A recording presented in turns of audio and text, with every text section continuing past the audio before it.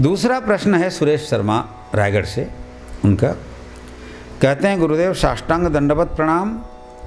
पाप और पुण्य क्या है?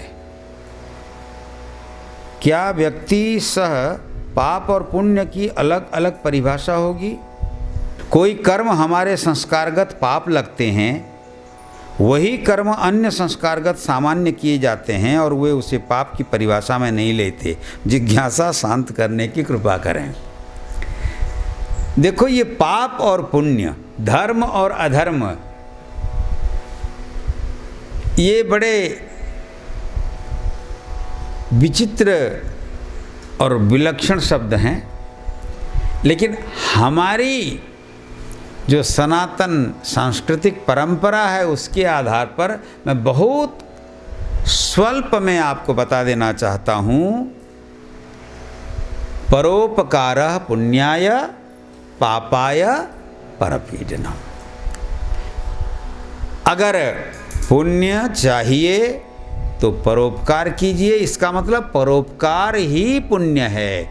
दूसरे का उपकार करना पुण्य है और दूसरे का शोषण करना, पीड़ा देना दूसरों को, ये पाप है। साधारण अर्थ में आप ये समझें कि हमारे पास करने के 3 साधन हैं। एक हम कहते हैं ना मनसा, दूसरा वाचा और तीसरा कर्मणा।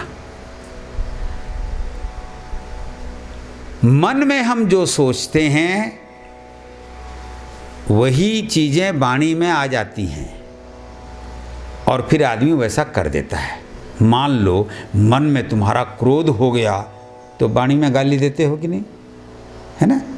मन में क्रोध हुआ तो वाणी में गाली बन करके वही वाणी प्रकट होती है और फिर हाथ भी चलता है तो एक थप्पड़ किसी को मार देते हैं। मन में क्रोध हुआ, वाणी में कुशब्द प्रकट हुए और इंद्रियों से फिर कर्म हो गया, क्या? किसी को थप्पड़ मार दिया। मन, वाणी और कर्म। जिस मन में संकल्प होता है, मन में अगर आप दूसरों के शोषण के लिए, अत्याचार के लिए या अकल्याण के लिए, दूसरों को दुख देने के लिए संकल्प भी करते हैं तो वो पाप है। वाणी से किसी को अगर पीड़ा पहुंचाते हैं वह पाप है और कर्म के द्वारा भी किसी का अहित करते हैं तो वह पाप है। सीधी सी बात है, जिस सोच के द्वारा, जिस बोल के द्वारा और जिस कर्म के द्वारा दूसरों का अहित होता है, तो ध्यान रहे, जब दूसरों के अहित की बात करते हैं तो उससे आपका भी अहित होता है। इसका मतलब जिस मन, वाणी और कर्म के द्वारा अपना भी अहित होता है और दूसरों का भी अहित होता है, ऐसे कर्म, ऐसी वाणी और ऐसा चिंतन पाप है। तद विपरीत जिस मन, वाणी और कर्म के द्वारा आपका भी कल्याण होता है और लोगों का भी कल्याण होता है, वह पुण्य है। पाप और पुण्य को लेकर के हमारे शास्त्र में भरे हैं बहुत सारी चीज़ें, व्याख्याएं भरी हैं, इस पर नॉवेल भी हैं। हाँ, शिष्य पूछता है पाप क्या है, पुण्य क्या है। हाँ, इसमें उपन्यास भी लिखे गए हैं। अरे हरमन हेस का उपन्यास सिद्धार्थ पढ़ लेना, चित्रलेखा पढ़ लेना।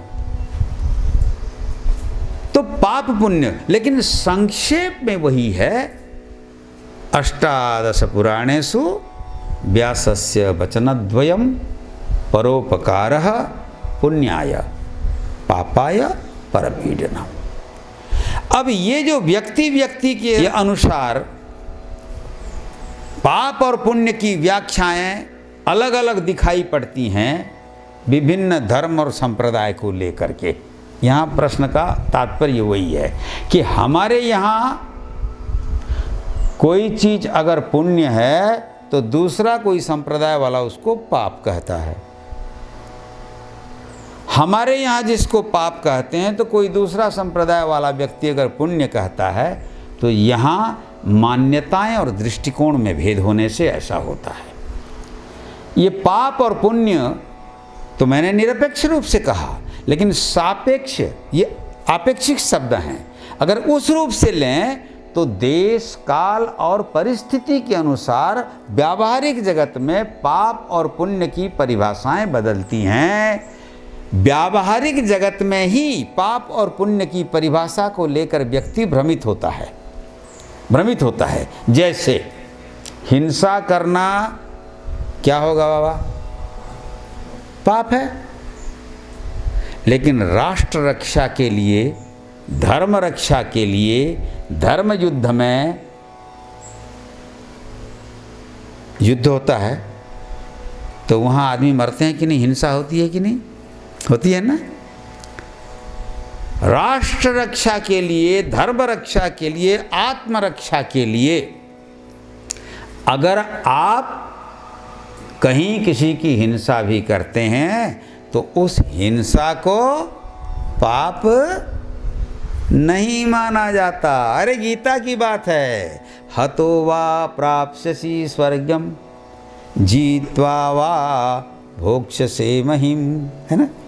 धर्म युद्ध में मर भी गए तो स्वर्ग प्राप्ति होगी और जीत गए तो भोग करोगे।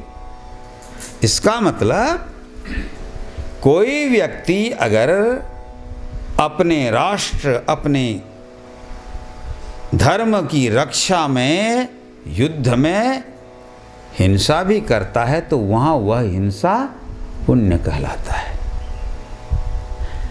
धर्म की रक्षा के लिए झूठ बराबर पाप, सत्य बराबर, सत्य के समान पुण्य नहीं और झूठ के समान पाप कहते हैं ना। अब भगवान कृष्ण स्वयं युधिष्ठिर से झूठ बोलवाया कि नहीं?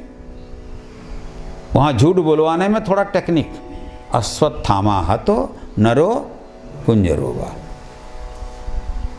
लेकिन अश्वत्थामा हतो जोर से बोल देना कि द्रोणाचार्य को सुनाई पड़े, और नरो कुंजरोवा को थोड़ा सा हल्के से बोल देना, तुम झूठ भी नहीं बोल रहे हो, सच भी बोल रहे हो। ये टेक्निक है धर्म युद्ध में। और देखो, धर्म युद्ध में जो व्यक्ति जितने लोगों को मार करके मर भी जाता है तो उसके मरने के बाद भी उसको पुरस्कार मिलती है कि नहीं? है ना। महावीर चक्र, परमवीर चक्र, अरे हमारे गवर्नमेंट देते हैं भाई। क्यों देते हैं? किसी आदमी को बाजार में मार दो तो तत्काल आजीवन कारावास हो जाता है, होता है कि नहीं? 302 धारा लगा करके उसको फिर फांसी की सजा या जीवन भर कैद की सजा मिल जाती है, एक आदमी को मार दिया तो। और अगर एक आदमी ने सैकड़ों आदमियों को मार दिया, भले ही वो जिंदा रहे न रहे, लेकिन युद्ध में राष्ट्र रक्षा हेतु जी उसने मारा है, आतताइयों को मारा, शत्रुओं को मारा, तो उसको राष्ट्र परमवीर चक्र से पुरस्कार देता है। इसका मतलब उसने पुण्य किया कि पाप किया? अरे पुण्य का पारितोषिक मिलता है, पाप का नहीं। पाप का दंड मिलता है, पुण्य का पुरस्कार मिलता है। तो वहाँ ये सापेक्ष हो गया ना, आपेक्षिक हो गया। ऐसे ही देश, काल और परिस्थिति के अनुसार व्यावहारिक जगत में व्यावहारिक स्तर पर पाप और पुण्य की परिभाषाएं बदलती हैं। इसलिए कभी कभी व्यक्ति भ्रमित हो जाता है कि मैं ऐसा करता हूं तो ये पाप है कि पुण्य है। लेकिन सीधा साधा हमारे सनातन धर्म का यह सिद्धांत है कि शिष्टाचार पुण्य है, धर्म का पालन पाप है। किसी को सुख देना पुण्य है, किसी को दुख देना पाप है।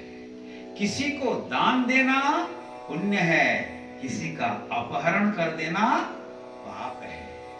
इसलिए सीधे शब्दों में कहें, सरल शब्दों में कहें तो जिसके द्वारा जिस कर्म, वाणी और चिंतन के द्वारा दूसरों का कल्याण हो।